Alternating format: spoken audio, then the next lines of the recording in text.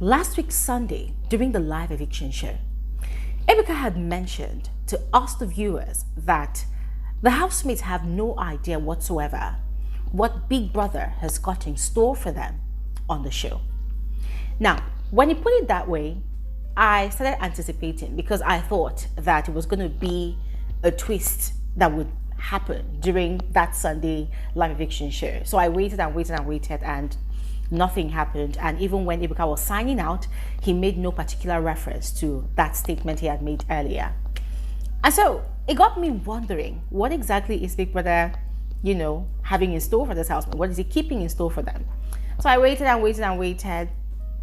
But then the events of last night before the party gave clarity to my anticipation. Yeah, and I'm going to explain on this video, all right? So please make sure you watch to the end. Do not skip out on any part. And there was also the conversation between Ozzy and Chizoba right after the party. I had mentioned on my previous video that I was going to fill you all in on that conversation and analyze it the way I understand it, all right? So watch that as well. And I would love to hear your own analysis of that conversation in the comment section below, all right? And you're all welcome to my channel. My name is Gloria Elijah. This is Frankly Speaking with Gloria Elijah, and I am the girl with the tea. Without further ado, let's just quickly dive right into the details. So the housemates had just finished a sponsored task. We're in the lounge, chilling, having conversations, when they heard the doorbell ring. And that completely shocked everybody, because everybody was wondering, like, okay, who are we expecting? There was no brief from Big Brother. There was no announcement that we are receiving any more guests tonight.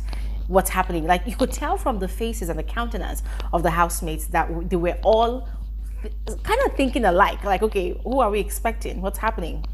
The Big Brother did not mention anything about us having any guests. But anyways, they stood there, they waited, we're looking at the door, and that was where the doors opened and two ninjas walked in. And Big Brother put on this is doomsday kind of soundtrack. And for a moment right there, I was equally, terrified, because I was wondering, like, are we going to have like an impromptu eviction kind of thing? And guys, look at me, I was gearing up for the drama, but it wasn't an eviction. Instead, it was something else. More like a second games reset timer for the season. Yes. So the ninjas had walked in, and already there was a TV, like sort of a TV monitor in the lounge, close to the door. Yeah, not the door in particular, but close to the stage that is the door. And it had happened that thing had been there all along, but the housemates did not notice, right? And I presume that it was put there when they were in the arena having their sponsored task. So they were all sort of surprised. How did that get there? Oh, we didn't even see it. Anyways, the ninjas walked to that TV monitor. They stood there for a while, possibly receiving instructions, and then the TV screen came on. And then lo and behold, what we saw was a countdown timer. Yep, a countdown timer starting from 24 hours, blah, blah, blah minutes, blah, blah, blah seconds. Ladies and gentlemen, that thing was there. The whole house looked shocked. They looked confused. They looked perplexed. Some people looked like they already started thinking about their life. Some people looked like probably that's the end of the journey for them. Some people looked like, oh my God, Big Brother is about to ruin my life, my dreams. See, people were just thinking about different things. But the very obvious question on their faces was, what the fuck does this mean? What the actual fuck does it mean? Because there was no explanations, no words, nothing, no instructions, no directives, nothing. The ninjas, they stood there for a bit, I think for more 5 minutes, right? And then after waiting, probably received more instructions, and that doomsday soundtrack music was right there in the background, beating boom, boom, boom. And then the timer itself was doing cock, cock, cock, cock. You know this?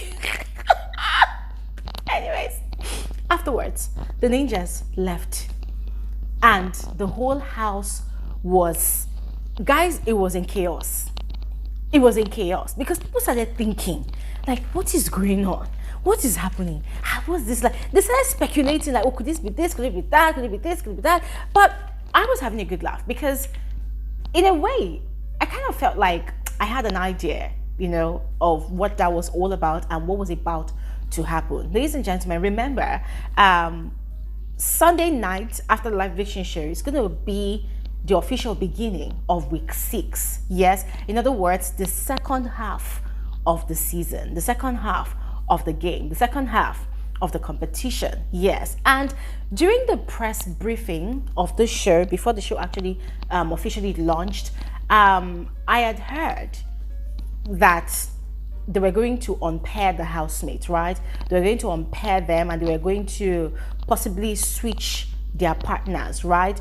Unpair them and recoup them with some other housemates, right? So I had no idea if it was actually true or not, but I had also seen a write-up somewhere that Big Brother reserves the right to do that, right? To unpair the housemates and then to repair them with other housemates. So guys, I found it quite interesting because at the moment we know that these pairs, though they might have their challenges, but these people have known each other from outside.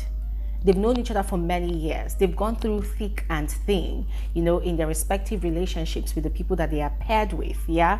And they've discussed so many things about strategies, about the game, about their fellow paired housemates.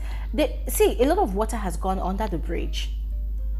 So the question now is, what do you think that timer is all about? Do you think it's about to be an unpairing situation where moving forward to the end of the season, housemates will play the game individually? Or do you think Big Brother is going to unpair them and then repair them with other partners from other paired groups?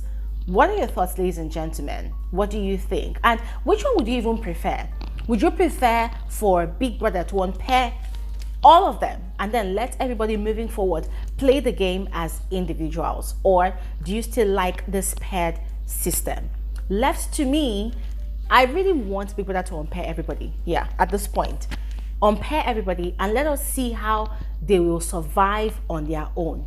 Because at the moment, it's very obvious that most of these housemates as individuals, some of them are relying heavily on the strength of character, on the strength of game, on the strategies of their partners in their paired situation. Yes, I'll use the checkers pair as an example. Put Onyeka and her sister Chizoba together. Ladies and gentlemen, it is very obvious that that pairing is heavily reliant on Onyeka's game in the house. Chizoba is kind of trying, but she's not necessarily doing a lot that can make her stand out in the game. Hence the reason why it seems like Onyeka has, not like it seems like, hence the reason why it is a fact that Onyeka has more fans than Chizoba, right? But it's quite a different situation with the Nelita pair. Nelly has got her own fan base. Anita has got her own fan base as well. But in a way, her fan base is sort of merged with the shippers that are shipping her and Tofa together. So if you analyze the pairing situation of all the different pairs in the house, you will see what I mean. You will see how, certain housemates might not be able to survive the game as individuals. There's also the twin sisters pair, the Wani x Ndi pair. Now we know that Wani is the more chaotic sister, but her sister Handi, she's equally a very interesting personality to watch. But the thing is, she's equally very calm. Very, very calm. She's the calm version of Wani, and she's not the kind of person that's a fire starter. She would rather sit down, wait for the fire to start, and then she would step into the picture to either inflame it more or diffuse the situation. Whilst Wani, on the other hand, is more of a fire starter, a shit starter. So the question is, will they be able to survive on their own, like play the game as individuals, or survive by being paired with other housemates in the house?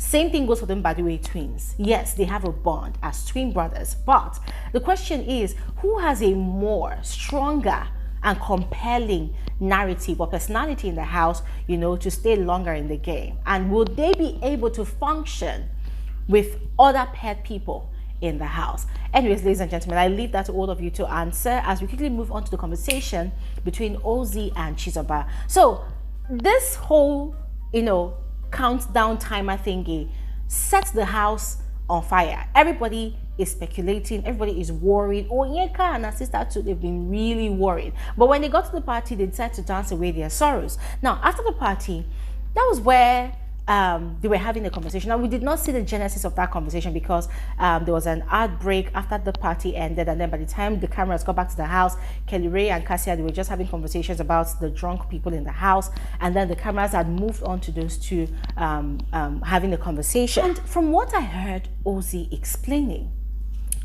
the Mbadiwe twins are 10 steps ahead of the checkers pair. According to him, Chizoba and her sister think they've got the Mbadiwe twins under their thumb, you know, to do their bidding. But the situation is actually the reverse. In other words, they know all they need to know about the checkers pair, but the checkers pair think they know all they need to know about the Mbadiwe twins, but they do not. Actually, Chizoba was challenging him. That is a lie. My sister and I, the checkers pair, we know you guys. We have the game on lockdown. Wait and see. You don't even know our plans. And Ozzy was so confident, telling her, now no, you think you do, but you don't. And then Chizoba was like, oh, my sister and I, we've actually encountered guys like you. We've met guys like you. We know your type. And Ozzy was like, no, you've seen guys that look like us, but you've not met us, the Mbadiwe twins. Whatever you're thinking, we are thinking 10 steps ahead. Now, ladies and gentlemen, they went on and on and on about this conversation, and to be quite frank with you, I was kind of confused because I was wondering, like, where's this conversation coming from? From where to where? What's the head and what is the tail of the conversation? It's like we're actually listening to the center, you know, the body of the paragraph, or rather of the letter. We don't know the introduction, we don't know the end. What the hell is going on? But I'm going to leave it right there because, quite frankly, I was kind of lost in that conversation because we know that Ozzy likes using a lot of words when talking, when explaining things, you know. So somehow I kind of felt lost in that whole conversation, and I cannot wait to see the interpretation of the things that he said, because I did not particularly understand most of the things he was saying. Yes, he was saying things, but it was not really adding up, it was not really making sense. But anyways, ladies and gentlemen, if you understood that brief conversation, please let us know in the comment section below. And this is where I'm going to stop talking because I would love to hear your own analysis of the situation. So please go ahead and share in the comment section below. I'll see you guys on another video. Have an amazing day. Bye.